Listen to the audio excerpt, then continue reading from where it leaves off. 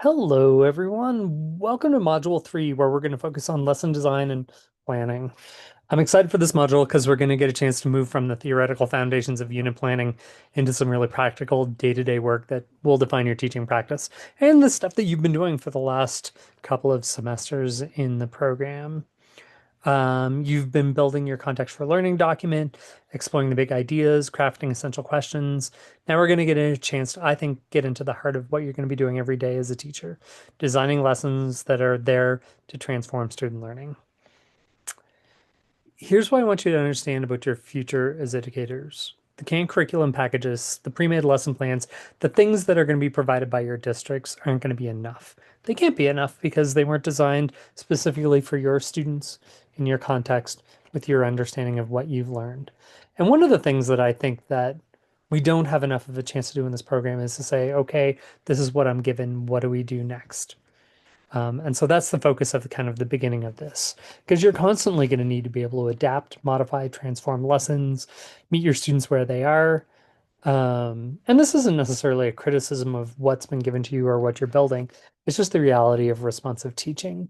Every group of students is unique, and every learning context presents different opportunities and challenges. And so that's what we're going to do. We're going to dive into a specific way to analyze some lessons through the short four shifts protocol. This was actually created by a faculty member of mine, Scott McLeod, who works with and trains principals, actually. And the four shifts protocol or framework is, I think, a really interesting way to kind of think about our development as teachers. It's not just like another educational theory to memorize, it's a tool for integrating your practice and making lessons more powerful. So when you encounter a lesson that isn't working, or whether you inherit curriculum that feels flat, the four shifts is a way for you to kind of explore systematically, how can I make this learning deeper? How can I make it more authentic? How can I give students more ownership? And then how can we use technology to enhance rather than distract from the learning? These questions are going to serve us through our entire career is the goal. Whether you're a first year teacher trying to kind of get through scripted curriculum or a veteran teacher looking to reinvent a unit, the four shift framework, I'm hoping is a way for us to transform things into exceptional learning experiences. After you've had a chance to play with that framework a little bit, we're going to dive into our own philosophy. What is it that we truly believe when we're doing our planning? So it's not just an academic exercise I'm having you do.